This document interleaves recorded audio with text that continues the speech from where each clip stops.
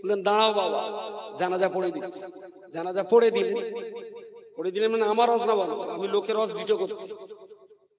পরে গিয়ে খুলে দেখা যাচ্ছে ছেলেটা মরিয়ে গেছে।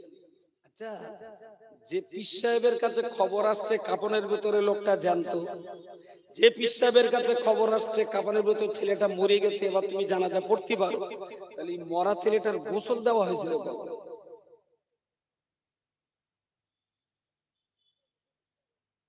কথা বলেন।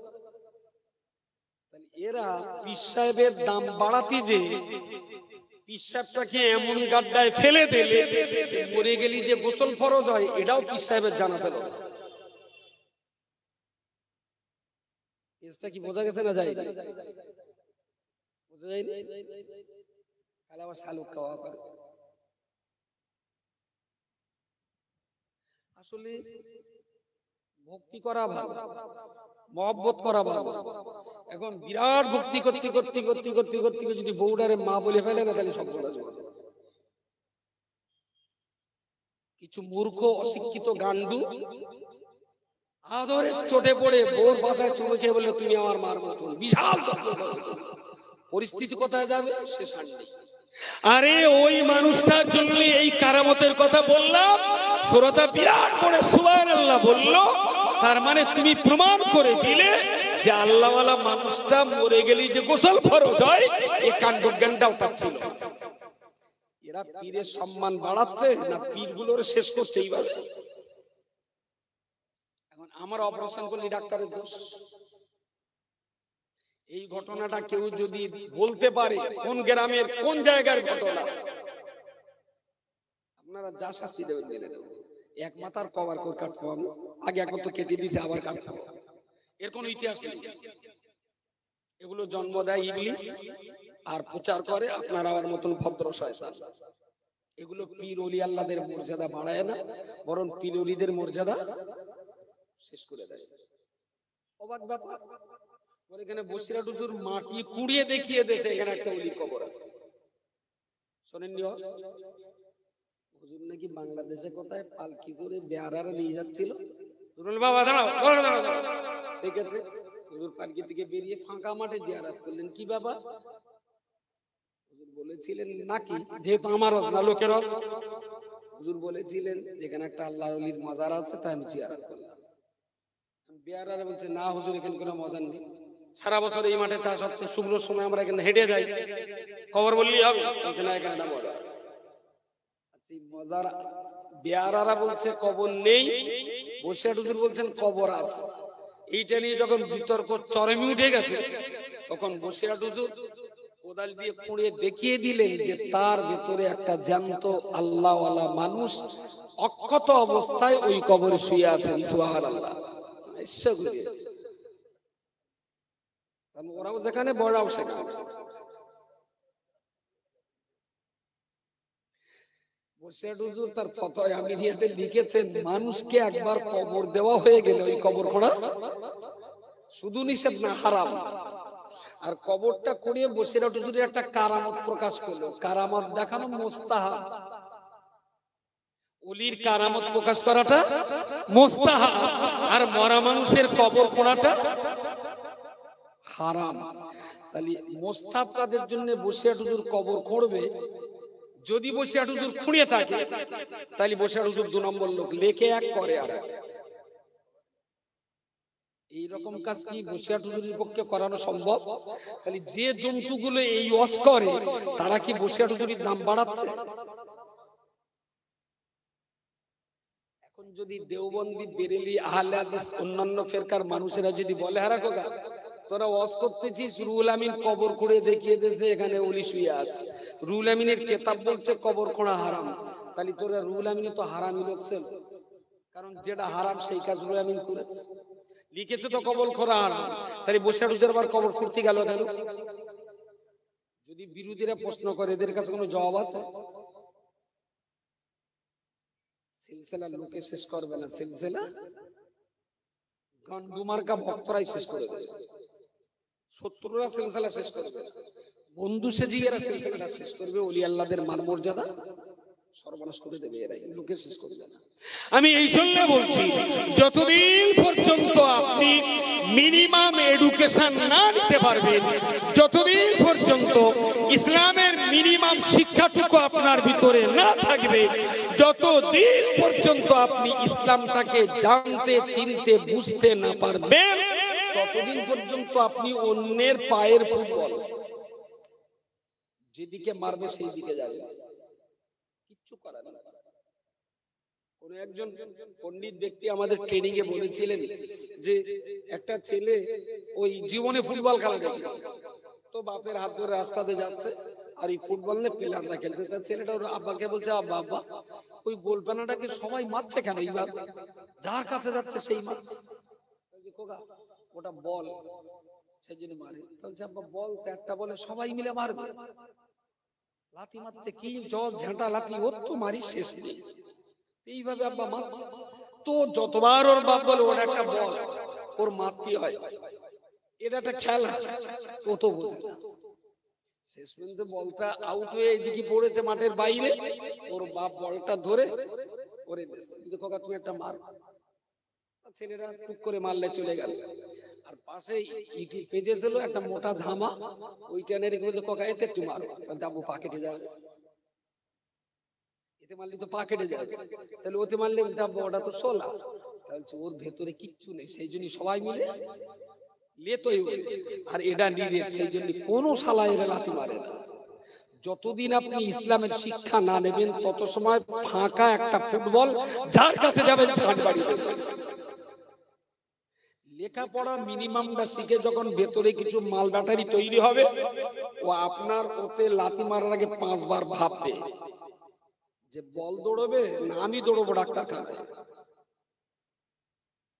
শিক্ষাটা ইসলামের মিনিমাম জ্ঞানটা নেওয়া আপনার জন্য ফরজে আইন।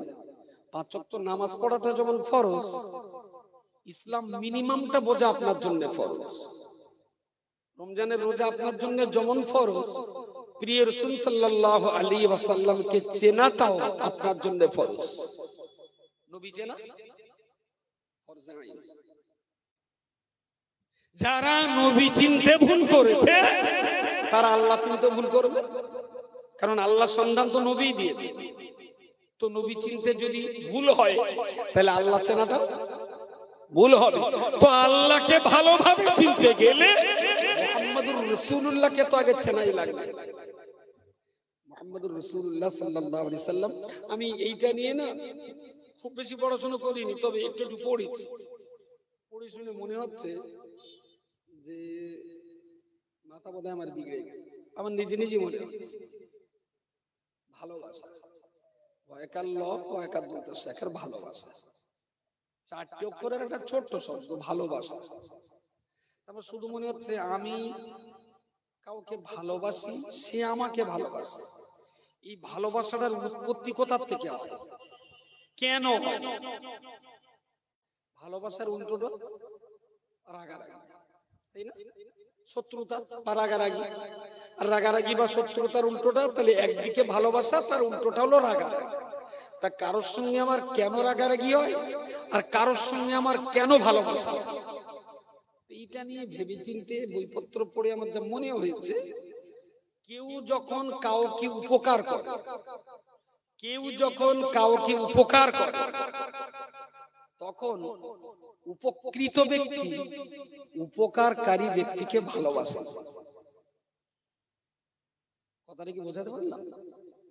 আমি এক্ষুনি নেমে যাওয়ার সময় জুতো বাচ্চি, এরকম অনেক সময় হয়, পায়ে পায়ে একটু সরে যায়। আমি যে জুতো পাচ্ছি, একটা ছেলে ছুটে এসে বলে হুজুর আপনার জুতোই, এর তলার থেকে জুতোটা বের করে সামনে দিয়েছে। উপকার করেছে না করি? একটা বার হলেও আমি তাকে বলবো থ্যাংক ইউ, একটা বার হলেও বলবো আল্লাহ তোমার ভালো রাখুক, একটা বার হলেও বলবো শোনা তুমি অনেক বড় হও।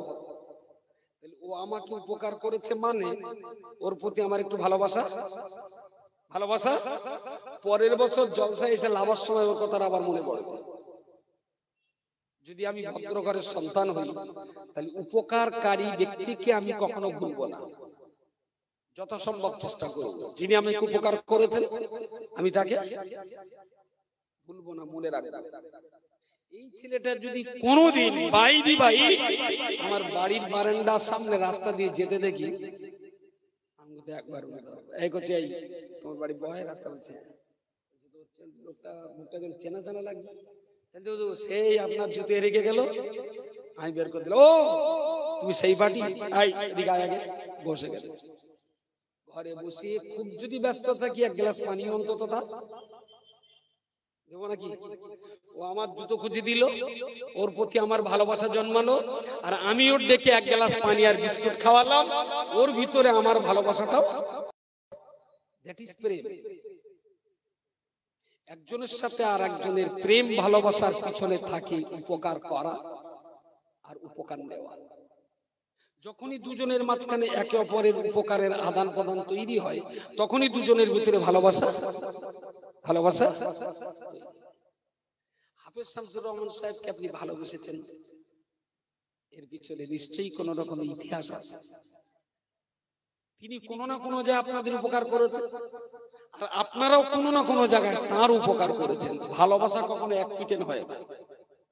ভালোবাসা সবাই যখন বলেছে, আমিও বলেছি আই লাভ মোহাম্মদ,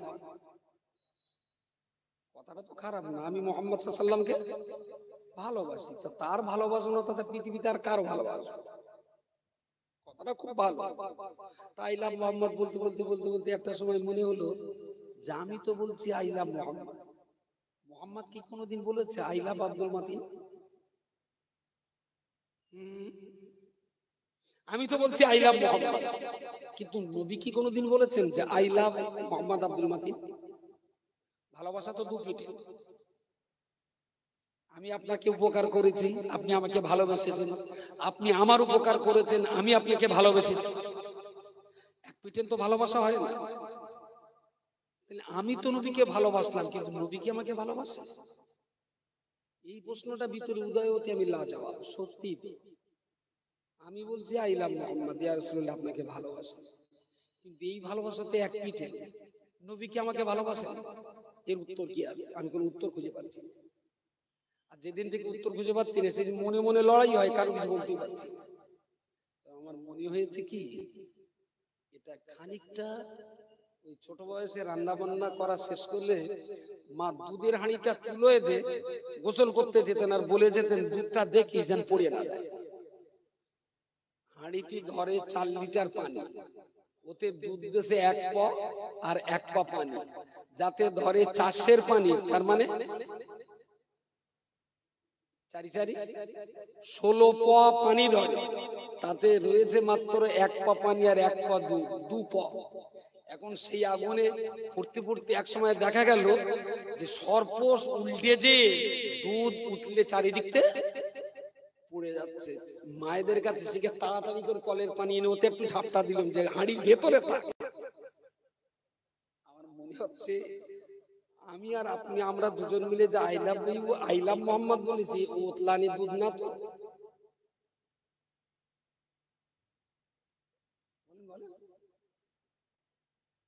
মনে হচ্ছে যেন ওতলানি। জি জি, যিনি বলেছেন বেশ করেছেন, আবার বলুন আমি বলার পক্ষে। তবে একটা বার বালিশে মাথা দিয়ে ভেবে দেখো, আমি তো বলছি আই লাভ মুহাম্মদ, লেকিন মুহাম্মাদুর রাসূলুল্লাহ সাল্লাল্লাহু আলাইহি ওয়াসাল্লাম তিনি কি কখনো বলেছেন আই লাভ আব্দুল মাতিন? আমি কি এমন উপকার করেছি আমার নবীকে যে তিনি আমাকে ভালোবাসবেন? আর নবী আমাকে কি উপকার করেছেন যে আমি নবীকে ভালোবাসবো? দুধ উতলে গেলি না, সবাই বলে অনেকটা দুধ, 1 খাবলা পানি দেবেন 2 পয়সা থাকবে। আমি একটু ওতলানি দুধে একটু পানি দিয়ে দেখি কি হয়, আসল দুধ কতটা আর উতলে যাচ্ছে কতটা। ওতলানি বলেন কি বলে? প্রিয় শ্রোতা মণ্ডলী, মনে রাখুন নবী মুহাম্মদ রাসূলুল্লাহ সাল্লাল্লাহু আলাইহি ওয়াসাল্লাম হাদিস শরীফের ভিতরে বলেছেন, মান আহাব্বা সুন্নতি ফাকাদ আহাব্বানি ওয়া মান আহাব্বানি কানা মাই ফিল জান্নাহ। নবীর ভালোবাসা ছাড়া ইমানদারের ঈমান কখনো টিকতে পারে না। নবীর প্রতি মহব্বত ছাড়া কোনো মানুষ আল্লাহওয়ালা হতে পারে না। তবে বান্দা মনে রাখুন, আল্লাহ পাকের হাবিব নবী পরিষ্কার করে বলেছেন, মান আহাব্বা সুন্নতি। পৃথিবীর কোন বান্দা যদি মনে করে আমি মুহাম্মদকে তারা ভালোবাসবে, কারোর যদি ইচ্ছা হয় আমি মুহাম্মদকে তারা ভালোবাসবে, তাহলে তারা যেন মান আহাব্বা সুন্নতি ফাকাদ আহাব্বানি, যেই আমাকে ভালোবাসতে ইচ্ছা করুক না কেন, ওর যদি মন চায় মুহাম্মদকে ভালোবাসবো, তাহলে সে যেন আমার সুন্নতের জীবন যাপন করে। মান আহাব্বা সুন্নতি ফাকাদ আহাব্বানি। নবী বলেছেন, যে আমার সুন্নত মেনে চললো সে আমাকে ভালোবাসে। নবীকে আজকে আর চা খাওয়াতে পাচ্ছি না, লুঙ্গি গামজা দিতে পাচ্ছি না, রাসূলুল্লাহর মাথায় একটু পানি দিতে পাচ্ছি না, রাসূলুল্লাহর পা দুটো একটু মেসেজ করে দিতে পাচ্ছি না, তারপরেও আমার ইচ্ছা নবীকে ভালোবাসা। কি দিয়ে বাঁচতে হবে? সুন্নতটাকে। নবীর সুন্নত যেখান থেকে আমার মনে হলো যে নবীকে ভালোবাসতে হবে, তো দস্তরখান বিছিয়ে খাওয়া শুরু করলাম, ওযুর আগে মেসাওয়াক করা শুরু করলাম, প্রতি শুক্রবারে নামাজে যাওয়ার আগে গোপ চুলগুলো কেটে কুটে পরিষ্কার করতে লাগলাম, সবার সময় ডান দিকে কাত হয়ে কেবলামুখী হয়ে ডান হাতটায় তলায় চাবালিতে দিয়ে বাঁ হাতটা দেহের উপরে বিছিয়ে শোয়া ধরলাম। যেদিন থেকে ইচ্ছা হলো নবীকে ভালোবাসার, তো ওযু করেই নবীর ভালোবাসতে হবে 2 রাকাত তাহিয়াতুল ওযু নামাজ পড়ে নিলাম। যখনই মনে হলো নবীকে ভালোবাসতে হবে, তো সকালে দুপুরে রাত্রি দিনে যখনই মসজিদে উঠেছি 2 রাকাত তাহিয়াতুল মসজিদ নামাজ পড়ে নিলাম। মনে মনে হচ্ছে নবীর সুন্নাত যখন মানছি, ইনশাআল্লাহ তাআলা আস্তে আস্তে আস্তে আস্তে নবীর ভালোবাসা আমার ভিতরে তৈরি হচ্ছে। আই লাভ মোহাম্মদ বলবো না তো, আই লাভ মোদি বলবো। মোহাম্মদকেই তো ভালোবাসতে হবে। তবে যে মোহাম্মদকে ভালোবাসতে চাইছেন, সেই মোহাম্মদ কিন্তু বলেছেন আমার ভালোবাসার মাধ্যমই হলো আমার সুন্নাত। যদি সুন্নত বাদ থেকে বলি নবীকে ভালোবাসি, এই ভালোবাসা কি নবী? আমি বলছি, হাড়ির তলায় আগুন জোরে লাগলে 2 পদ দুধ 16 পদ চেয়ে বেশি দেখা যায়। আগুন থেকে নামিয়ে নিলে 1.5 পদ বেশি আর পাওয়া যায় না। আবেগ উন্মাদনা দিয়ে অনেক কিছু সমাজকে দেখানো যায়, কিন্তু প্রকৃত অর্থে নবী প্রেমিক হওয়া যায় না। এর জন্য সাধনা করতে হয়, এর জন্য লড়াই করতে হয়, এর জন্য চেষ্টা করতে হয়। আপনারাও চেষ্টা করুন যেন আপনার আই লাভ মুহাম্মদ বলাটা সার্থক হয়। আজকে থেকেই চেষ্টা হোক যে মুখে যেমন বলেছি কাজ করেও দেখাবো, তবে আপনার বলা আর আপনার কর্মে মিলেমিশে একাকার হয়ে আপনিও একদিন আপনার ঘরের ছাদের নিচে শুয়ে শুয়ে প্রিয় রাসূলকে স্বপ্ন যোগে আপনারও সাক্ষাৎ হয়ে যেতে পারে। সেটা মুখে বলার জোরে হবে না, সেটা কাজের জোরেই হতে পারে। কাজ করে আপনাকে প্রমাণ করা। প্রিয় শ্রোতা মণ্ডলী, আবার কথা যাচ্ছে, সমাজে অনেক দরকার, অনেক দরকার, অনেক দরকার। তবে সবচেয়ে যেটা বেশি দরকার সমস্ত মুসলমানের জন্য ইসলাম বোঝবার মতন মিনিমাম জ্ঞানটা দরকার। এই মিনিমাম জ্ঞানের জন্য কুল্লুকুম রাঈন ওয়া কুল্লুকুম মাসউলুন আন রাইয়্যা। রাসূল বলেছেন তোমরা সবাই এক একজন পরিচালক, ডিরেক্টর, রাখাল, তোমরা এক একজন অধিনায়ক। তোমার দায়িত্বে দায়বদ্ধতায় যেগুলো ছিল এদের সম্পর্কে আল্লাহ তোমাকে জিজ্ঞেস করবে। আমি ধর্মসভার বক্তা, তাহলে হাসরের মাঠে শ্রোতা সম্পর্কে আল্লাহ আমাকে জিজ্ঞেস করবে। আমি মসজিদের ইমাম, তো হাসরের মাঠে আল্লাহ মুক্তাদি সম্পর্কে ইমামকে জিজ্ঞেস করবে। আমি দত্তপুকুর থানার ওসি, হাসরের মাঠে দত্তপুকুর এলাকার জনগণ নিয়ে আল্লাহ ওসিকে জিজ্ঞেস করবে এদের সঙ্গে তুমি কেমন ব্যবহার করেছো। আমরা সবাই এক একজন দায়িত্বশীল, আমাদের সেই দায়িত্বটা পালন করে মরতে হবে। মরার পরে আর দায়িত্ব পালন করা যাবে না, বেঁচে থাকতে থাকতে এই দায়িত্বগুলো আমাদের পালন করতে হবে। আমি একদম গোড়ার কথা আপনাদের একটা দায়িত্বের কথা বলছি, বিশ্বাস করুন। আমি আব্দুল মাতিন, আব্বার নাম মোহাম্মদ শামসুর রহমান। সবাই আমার আব্বাকেও চেনেন, আমাকেও চেনেন। এখন আমি কোন আইন করলে আমার আইন বৈকারা গ্রামে নাও চলতে পারে, কারণ বৈকারা গ্রামের সব একমতের লোক না। আমার আইন বাদলিয়া থানায় নাও চলতে পারে, আমার আইন উত্তর চব্বিশ পরগনা জেলায় নাও চলতে পারে, আমার আইন পশ্চিমবঙ্গে ভারতবর্ষে নাও চলতে পারে। কিন্তু 6 শতক জমির উপরে 4 কামরা ঘর বিশিষ্ট একটা দোতলা বাড়ি আছে।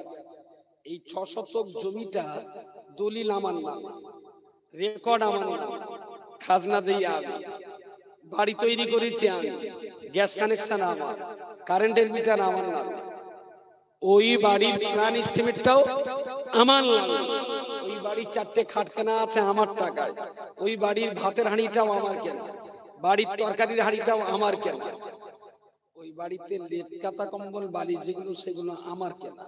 তাহলে আমার কথা ভারতবর্ষে না চলতে পারে, কিন্তু এই 6 শতক জমির রাজত্ব তো আমার। 6 শতক জমিদার আমি এই 6 শতকের উপর মাতব্বরি ফালিয়ে আইন তৈরি করে দেয়ালের গায়ে সেটে দিলাম যে এই রাজত্বে বসবাস করতে গেলে প্রতিদিন জোহরের নামাজ পড়ে তারপরে দুপুরে ভাত খেতে হবে। আচ্ছা, এর জন্য কি কোনো পুলিশ আমার নামে এসআইআর স্টার্ট করবে? আমি দেয়ালের গায়ে সেটে দিলাম যে আমার এই রাজত্বে প্রতিদিন সকালবেলা চা মুড়ি টোস্ট আর বিস্কুট হবে, তবে শর্ত হলো ফজরের নামাজ পড়ে তাই খেতে হবে। তার পাশে আর একটা প্লাকার্ড সেটে দিয়ে বললাম আমার এই সাদের এই 6 শতক জমির এই ঘরে থাকতে গেলে প্রতিদিন 30 মিনিট করে ইসলাম চর্চা করতে হবে। 10 মিনিট কোরআন পড়বে, 10 মিনিট হাদিস পড়বে, 5 মিনিট মশলা পড়বে, 5 মিনিট পীর ওলিদের জীবনী পড়তে হবে। যারাই পড়বে তারা এই ছাদের নিচে সুতি বাঁধবে।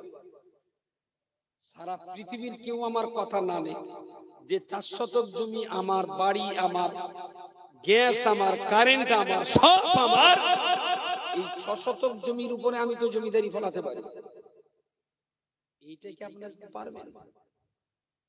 যে আমার এই 6 শতকের উপরে যে যা থাকবে এর ভিতরে কোনো গাঁজাখত থাকবে না।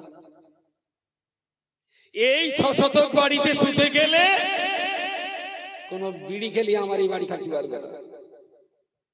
এ বাড়ি থাকতে গেলে সকালে কোরআন পড়া লাগবে, দুপুরে জোহর পড়ে তবে ভাত খাওয়া লাগবে, রাত্রি শোয়ার আগে এসার নামাজ পড়ে হাফ পারা কোরআন পড়ে তারপরে শোয়া লাগবে। আমি যদি আইনটা করি, দেশ বা রাজ্য কেউ কি আমার বিরুদ্ধে কোনো যদি এখন হাত তুলতে বলি যে প্রত্যেকেই যাচ্ছে বাড়ির দেওয়ালের গায়ে আইন সেটে দিতে হবে, কেটে কেটে দেবে, হাত তুলতে বলবো? একজন বলেছে, দুজন বলেছে, বাকিরা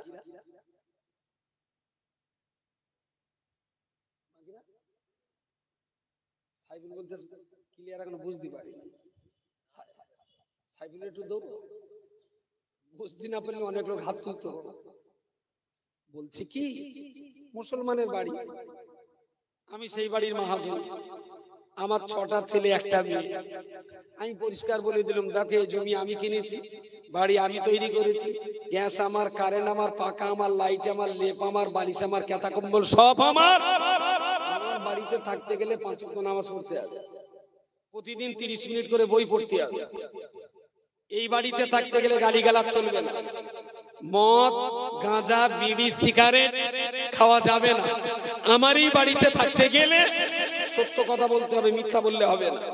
আমার এই বাড়িতে কোথাও যদি টাকা পয়সা পড়ে থাকে কুড়িয়ে নিলে হবে না, যেখানকার টাকা সেখানেই থাকবে। আচ্ছা, আমার বাড়ির জন্য আমি তো আইন করতে পারি, এর জন্য রাজ্য সরকারও কিছু বলবে না, মোদি বাবুও কিছু বলবে না। এই আইনটা কি আমরা সবাই কি নিজেরা নিজের বাড়ির উপরে চাপাতে পারি? চাপাতে সাইফুলের কথা মতো আর কি বুঝতে কারোর অসুবিধা আছে? হাত তুলতে আর বলছি না। যদি বলি 100-র ভেতরে কড়া হাত উঠতে?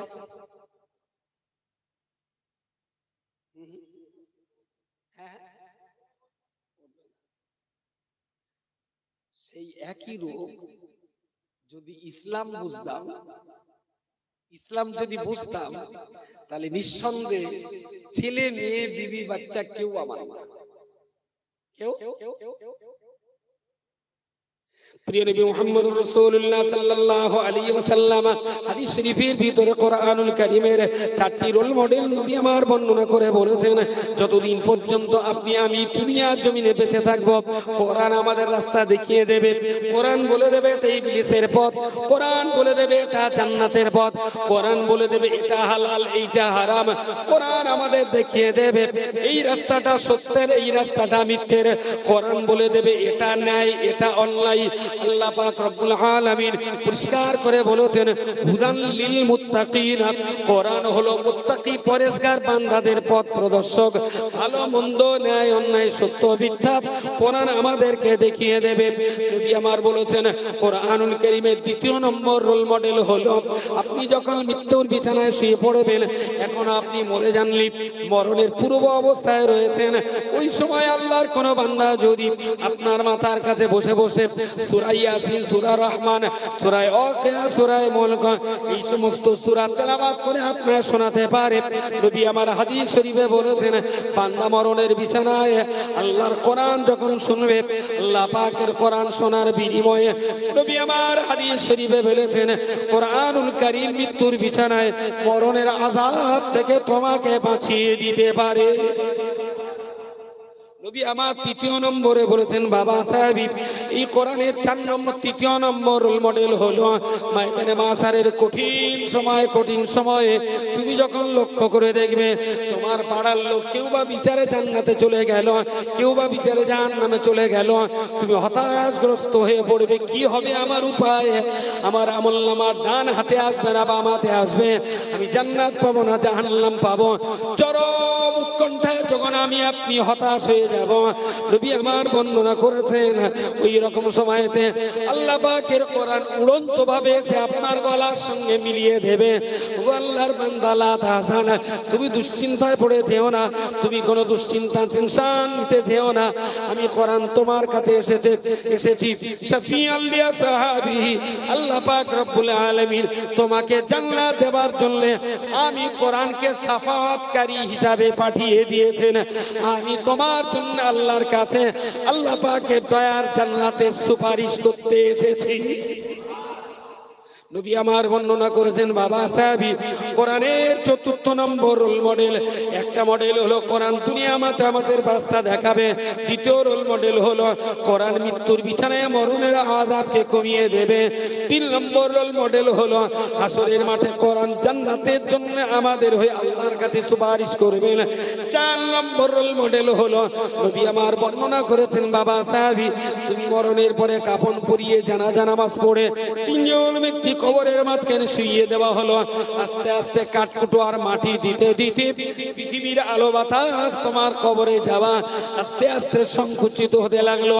অল্প একটুখানি একটা জায়গা ফাঁকা ছিল, সেখানেও এক কোদাল মাটি দিয়ে বন্ধ করে দেওয়া হলো, একেবারেই দরজা জানালা বিহীন একটা গভীর অন্ধকার ঘর। এই কঠিন অন্ধকার ঘরে তুমি যখন একাই শুয়ে থাকবে, সেই দিন তোমার বারবার একটা কথা মনে হবে, আহারে কাদের জন্য দুনিয়া এত কষ্ট করেছি, যাদের জন্য এত কষ্ট করেছি কেউ তো আজকে আমার পাশে নাই, না আছে আমার ছেলেটা, না আছে আমার মেয়েটা, না আছে আমার জামাই, না আছে আমার বৌমা, না আছে আমার স্ত্রী, না আছে আমার বাবা, এই কঠিন অন্ধকার কবরে আমি কি করে থাকবো? নবী আমার বর্ণনা করে বলেছেন বাবা সাহাবী ওই কঠিন অন্ধকারে তুমি যখন হাউতাশ করতে থাকবে সবাই তোমার কবর ছেড়ে চলে যাবে, কঠিন অন্ধকার নিঃসঙ্গ জীবনে একাই কাটাবে। আল্লাহ পাক রব্বুল আলামিন ওই সময়ে তোমার কবরে কোরআন পাঠিয়ে দিয়ে আল্লাহ বলবেন কোরআন তোমার কবরের ভিতরে চলে যাবে, তোমার বুকের সঙ্গে মিলিয়ে কোরআন বলবে আসসালামু আলাইকা ইয়া আবদাল্লাহ। কঠিন কবরে কে আমায় সালাম করছে, তখন ওই লোকটা জিজ্ঞেস করবেন, আল্লাহর কালাম তার জবান খুলে বলবেন, ও আল্লাহর বান্দা আনা কালামুল্লাহি, আমি আল্লাহ পাকের কালাম কোরআনুল কারীম। তোমার এই নিসঙ্গ জীবন, কবরের একাকী জীবন, তোমার নিসঙ্গতা কাটাবার জন্য কিয়ামত পর্যন্ত আল্লাহ পাক আমি কোরআনকে তোমার বন্ধু বানিয়ে দিয়েছে। কার সঙ্গে প্রেম করছেন? কোন ছেলেটা, কোন মেয়েটা, কোন স্ত্রীটা, কোন বাবার, কোন কার সঙ্গে খাতির করছেন? কে আপনার কবরে যাবে? রাসূল বলেছেন, যারা প্রতিদিন সকাল সন্ধ্যায় কোরআন পড়ে, ওরা যখন কবরে একা থাকবে, আল্লাহর কোরআন ওর কবরের দ্বিতীয় বন্ধু, পার্টনার হয়ে কিয়ামত পর্যন্ত ওর কবরে সঙ্গ দেবেন। সুবহানাল্লাহ। প্রতিদিন আপনার মেয়ের কাছে ফোন হয়, শালির কাছে ফোন হয়, শাউরির কাছে ফোন হয়, খালুর কাছে ফোন হয়, ভাইরাবার কাছে ফোন হয়, কিন্তু 30 বছর পার হয়ে গেছে, একদিনও কোরআন হাতে করে দেখা হয় 250 গ্রাম না 300 গ্রাম। যে বুড়ো গুলো কোরআন না পড়ে মরবে, এদের মরতে লজ্জা হয় না? খাবার টাবার নানে বের বাড়ি যেতে একটু লজ্জা লাগে, নতুন ভাই একদম খাবার নানে যায় কি করে, এটা একটা লজ্জার ব্যাপার। তো যারা কোরআন নামে কবরে যাবে, এদের তো লজ্জা হওয়া উচিত যে আল্লাহর কাছে যাবো কিলে। হয় কোরআন শিখুন, পড়ুন, পড়া, নাহলে অন্তত মরতে গেলেও আপনি বেলজ্জেটে বেহায়ার মতন বড় হবে। ত্রুটি বিচ্যুতির জন্য ক্ষমা চেয়ে নিচ্ছি। যতটুকু কথা বলেছি, আল্লাহর রাস্তায় কথাগুলো একটু বিচার বিশ্লেষণ করতে অনুরোধ করছি। আর অনেকে হয়তো শুনেছেন, সোশ্যাল মিডিয়াতে যারা অ্যাক্টিভ তারা জানেন, হিফজুল কোরআন কলেজ নামে একটা অত্যন্ত আধুনিক মানের হিফজুল কোরআন মাদ্রাসা তৈরি হচ্ছে বঙ্গনুরের দ্বিতল ভবনে।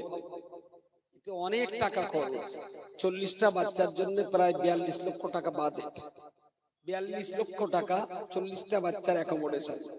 তো একদিন বয়রা মসজিদে আসবো, বয়রা বড় মসজিদে একদিন আসবো, আমি আগাম বলে যাচ্ছি, সেই দিন জুমায় আমি বলে দেবো, সেই দিন জুমায় আল্লাহর রাস্তে আমার এই শিক্ষা প্রতিষ্ঠানটার জন্য সবাই 2-500 করে টাকা কিছু একটু নিয়ে যাবেন। আমার এই মাদ্রাসাটার জন্য অনেক টাকার প্রয়োজন। মুফতি সাহেব এসেছেন, তার আলোচনা আপনাদের শুনতে হবে। দূরে দাঁড়া যে আশপাশে যারা আছেন, আমি সবাইকে ডাকছি। মুফতি সাহেবের পরে আমাদের ফুরবার শরীফের হুজুর আমন্ত্রিত আছেন, তার কথাও শুনতে হবে। তো যারা দূরে দাঁড়া যা আছেন, মজলিস শেষে নারায়ে তাকবীর, নারায়ে তাকবীর। মাওলানা মুফতি আব্দুল কাইয়ুম সাহেব, মাওলানা মুফতি আব্দুল কাইয়ুম সাহেব, নারায়ে তাকবীর। অল ইন্ডিয়া সুন্নাতুল জামাত, অল ইন্ডিয়া সুন্নাতুল জামাত, অল ইন্ডিয়া সুন্নাতুল জামাত ছোট জাগুলিয়া অঞ্চল কমিটি, নারায়ে তাকবীর। মুফতি সাহেব হুজুর, নারায়ে তাকবীর। আপনারা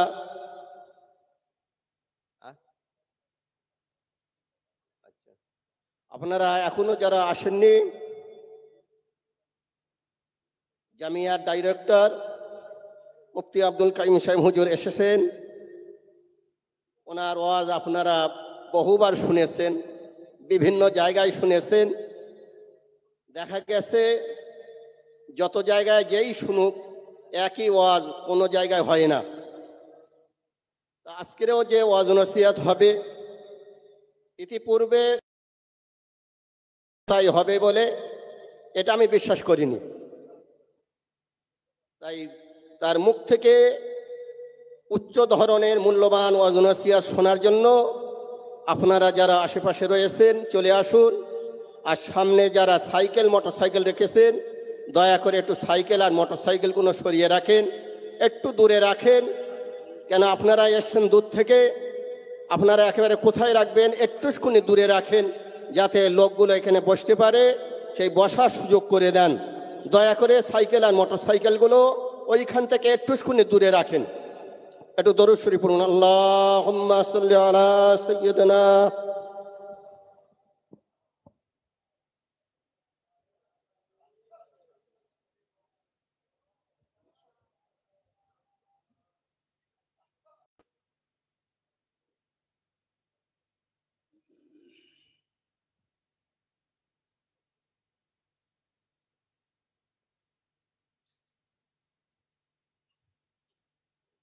আসসালামু আলাইকুম।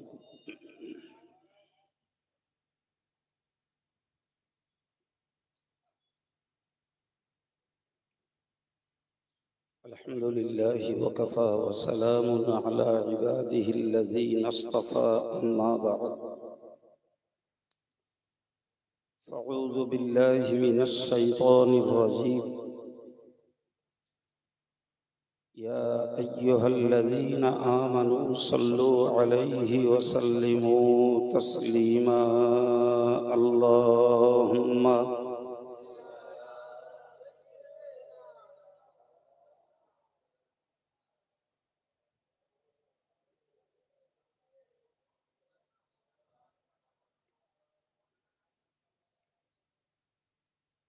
فقد قال الله تعالى في القرآن المجيد وفي الفرقان الحميد أعوذ بالله من الشيطان الرجيم ولتكن منكم أمة يدعون إلى الخير ويأمرون بالمعروف وينهون عن المنكر ويسارعون في الخيرات أولئك هم الصالحون وقال النبي صلى الله عليه وسلم من رأى منكم منكرا فليغيره بيده فإن لم يستطع فبلسانه فإن لم يستطع فبقلبه وذلك أضعف الإيمان صدق الله العظيم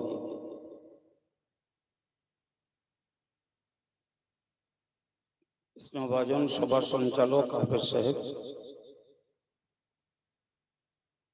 স্নেহভাজন সম্মানিত বিদায়ী বক্তা, অল ইন্ডিয়া সুন্নতুল জামাতের সাধারণ সম্পাদক হযরত মাওলানা মুফতি আব্দুল মতিন সাহেব, তার পূর্বেকার বিদায়ী স্থানীয় ইমাম এবং অন্যান্য বক্তাবৃন্দ, আমার সম্মুখে বসা বয়োজ্যেষ্ঠ মুরব্বী, সমবয়স্ক ভাই, স্নেহাশিস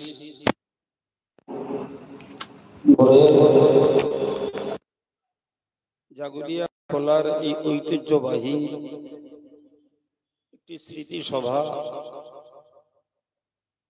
তথা পরলোকগত মৃত আত্মাদের জন্য একটি ইসালে সওয়াবের মজলিস।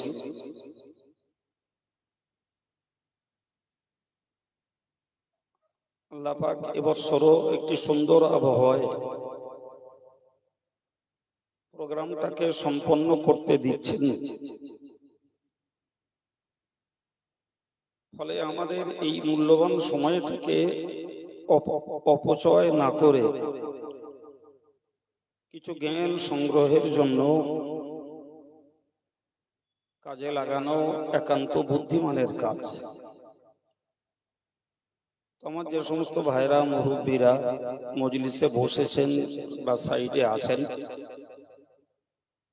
তারা তো মাশাআল্লাহ শুনবার জন্যই অপেক্ষায় রয়েছে। বাকি যারা বিক্ষিপ্ত আছেন তাদেরকেও আমি আহ্বান করছি। এতক্ষণ ধরে মতিন সাহেবের কাছে কি আলোচনা শুনছিলেন আপনারা জানেন। আমি পরিশেষের মিনিট 5 কথা শুনেছি।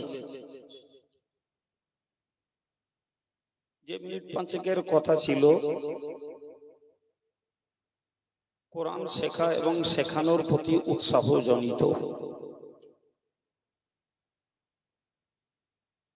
আমাকে দিয়ে আল্লাহ কি বলাবেন তিনি ভালো জানেন। তারপরেও আমি আমার মানবীয় চিন্তায় কোরআন শরীফের একটি আয়াত পড়েছি, প্রিয় নবীর জবানে বর্ণিত একটি হাদিস পড়েছি। আয়াত এবং হাদিসকে সামনে রেখেই আলোচনা শুরু করছি। ভাই আপনারা সবিশেষ জানেন এই সভাটির একটি নাম দেয়া আছে রহমানিয়া স্মৃতি সভা। এবং উল্লেখযোগ্যভাবে বলা আছে আমার আব্বাজির নাম লিখে, খাস উদ্দেশ্য তাকে আমভাবে তো সকল মুর্দাই সওয়াবের হকদার এবং সকলের জন্যই সব রেসানি হয়। তো আমি সূচনায় আপনাদেরকে বলবো, একটা সুদীর্ঘ সময় ধরে আমার আব্বা তার যতটুকু জ্ঞান গুণ যোগ্যতা ছিল তার উপরে দাঁড়িয়ে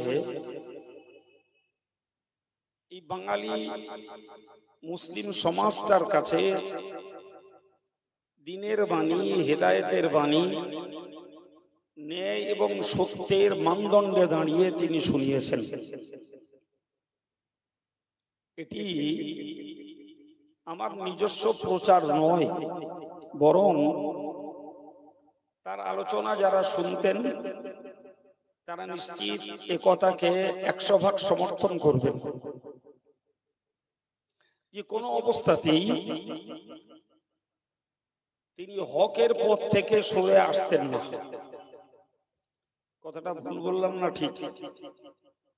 এবং তার ভিতরে এই প্রবণতা, এই উৎসাহ এবং এই দুঃসাহস যদি কারো থেকে জন্মে থাকে, তো কোরআন হাদিসের পাওয়ার তো সর্বঊর্ধ্বে, কিন্তু শিক্ষক হিসাবে, ওস্তাদ হিসাবে, গুরুজন হিসাবে, পীর হিসাবে তার এই উৎসাহ এবং দুঃসাহস হুজুর দরগাপুরী সাহেব রহমাতুল্লাহ আলাইহির একটি ফয়েজ। ঠিক না ভুল? দরগাপুরী সাহেব জিন্দেগিতে কাউকে ভয় পেতেন না, কারণ ভয়ে তিনি সত্য কথা বলাকে গোপন করতেন না।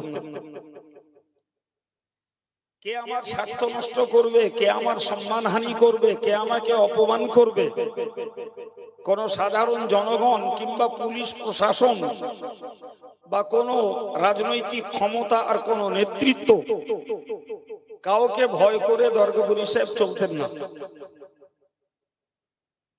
যদি আমার কথা ঠিক হয় তো বহেড়ার মানুষদের কাছ থেকে আমি এর সমর্থন চাই। আমার কথা ঠিক না ভুল? কারণ দরগাপুরী সাহেবকে দেখা মানুষ আজও বহেড়ায় আছে, আমার বিশ্বাস।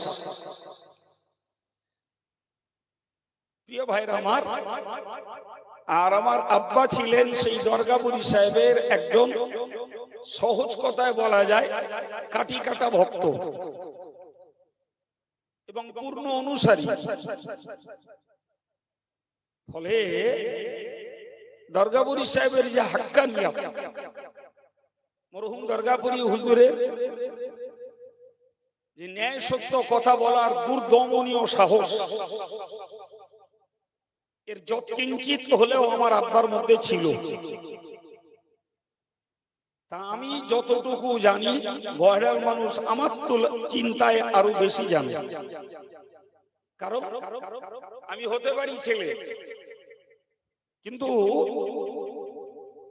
পড়াশোনার তাগিদে বলি, কাজের তাগিদে বলি, তার কাছাকাছি সময় দেওয়া আমার পক্ষে যতটা না সম্ভব হয়েছে, তার মহব্বতের মানুষগুলো আরো বেশি বেশি সময় তার কাছে দিতে পেরেছে। প্রিয় ভাইরা আমার, তাহলে আমরা এই পর্যন্ত কথা শুনে আজকে তার স্মৃতিচারণ করতে যদি যাই, তাহলে একটা কথা আমাদেরকে শিখতে হবে, ন্যায় এবং সত্য যেটি, সেটাকে প্রকাশ করা একজন সাহসী ইমানদারের কাজ। কোন স্বার্থে আর কোন ভয় আমি আপনি কেউ ন্যায় এবং সত্যকে গোপন করতে পারি না। ফুরফুরা পীর সাহেব কেবলা তিনি বলতেন যে আমি হক কথা বলা বন্ধ করে গোগা শয়তান সাজতে রাজি নই। সুবহানাল্লাহ বলেন। তাহলে পীর মানে ভক্তরা যা চাইবে তাতেই আমি মিশে যাব, মিলে যাব, ভক্তদের সন্তুষ্টির সঙ্গে আমি সমর্থন দেব, এটি নয়। বরং হক কথাটি গোপন করা, নীরব থাকা,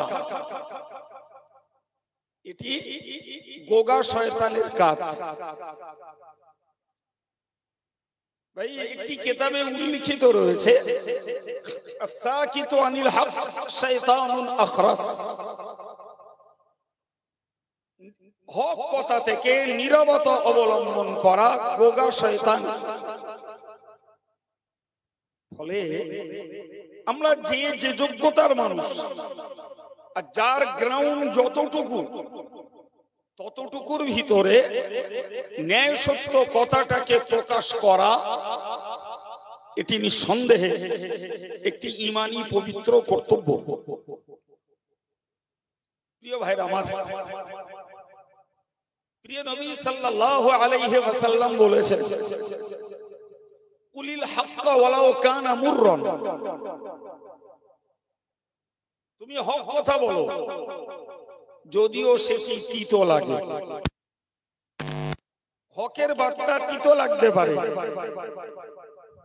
হকের বার্তা সহ্য না হতে পারে, হক কথার বিপরীত শত্রু তৈরি হতে পারে। হক কথা বলা থেকে পিছানো, এটি কোনো ঈমানদারের কাজ নয়। সম্মানিত ভাইরা আমার, আমরা যদি বাস্তবটাকে একটু মিলিয়ে নিই তাহলে বুঝবো,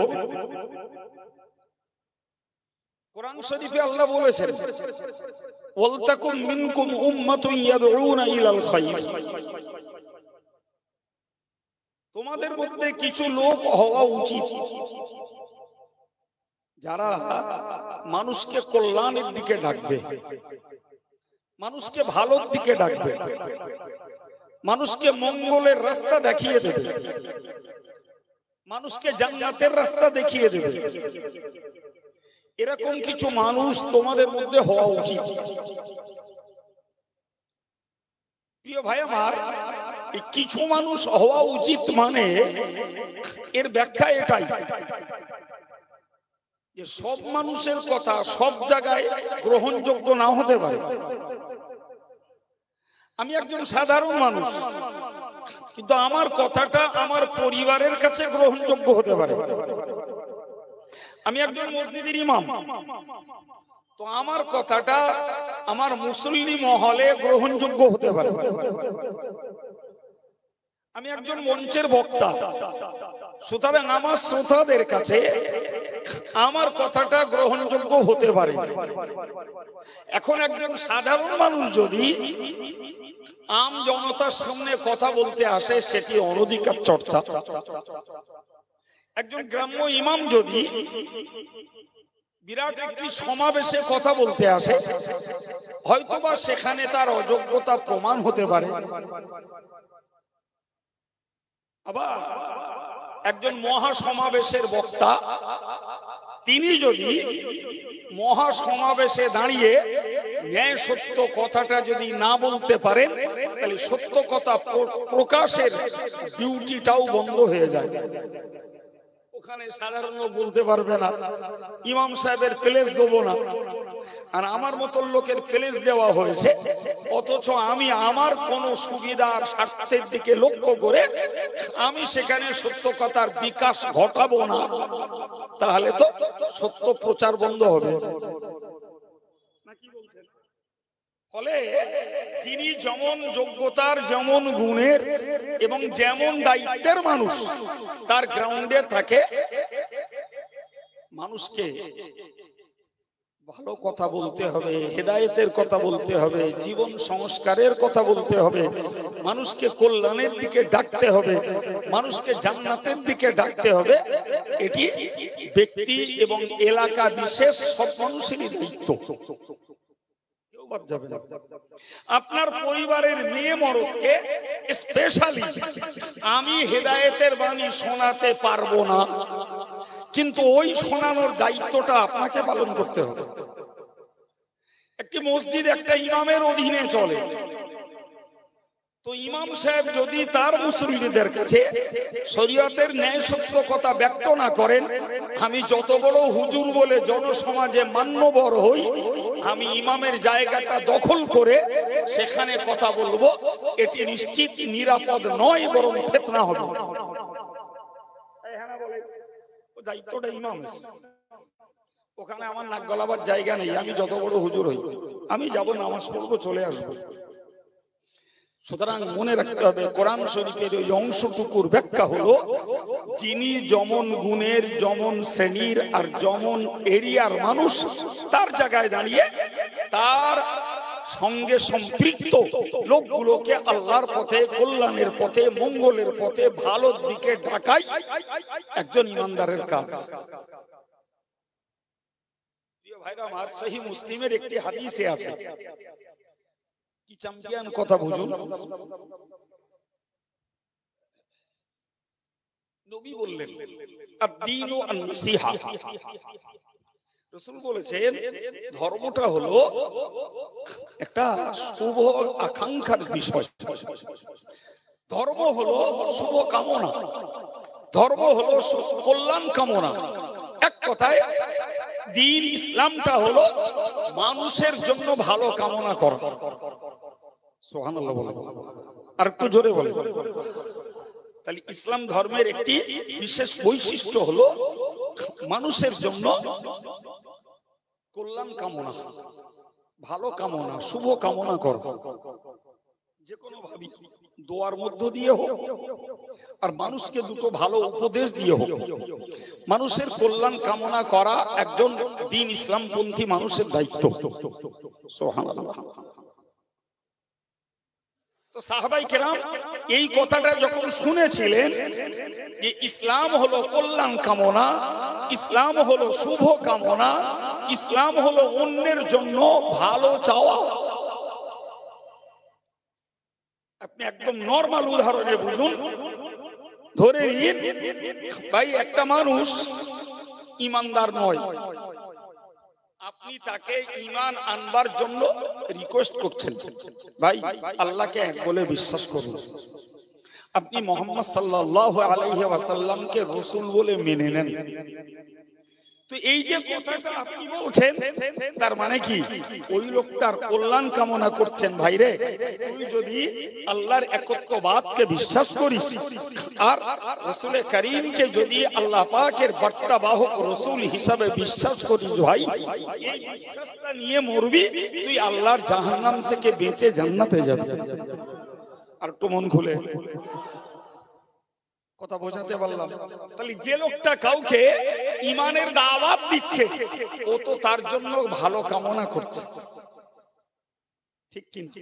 একজন মানুষ ইমানদার কিন্তু বেচারা নামাজ পড়ে না, তো আরেকটা নামাজি ভাই তার তাশকিল করছে, তার মনটা তৈরি করার জন্য চেষ্টা করছে, ভাই কাজ সারা জীবন থাকবে, আপনিও গরিব মানুষ, আমিও গরিব মানুষ, জি।